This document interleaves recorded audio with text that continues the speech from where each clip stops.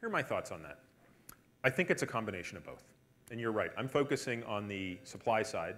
But here's the other thing you have to keep in mind. Independent of one's thoughts on global warming and CO2, it serves as a good illustration. It's a global problem.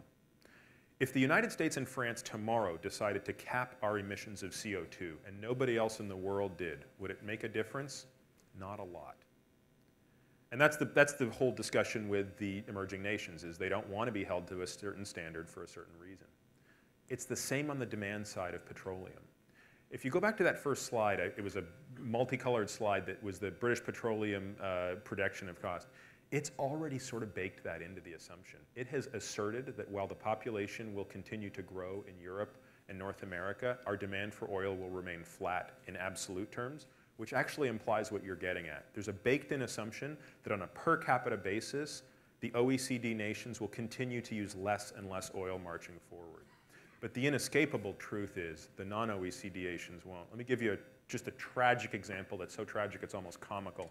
I was in Riyadh, Saudi Arabia, a little while ago, and visiting a guy there who's an American, and he pointed out to me that nobody lives there during the summer, right? So you've got Ramadan, and you've got, it's just too hot. You don't want to be there in July and August. So I said, okay, that's interesting. He said, and we use only oil to generate our electricity. I said, what do you mean?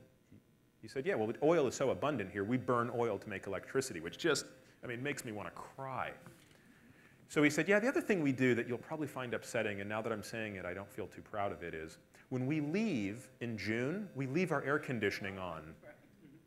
And because it only cost me $5 to buy enough oil to cool my house so that when I come back in September, my house is cool.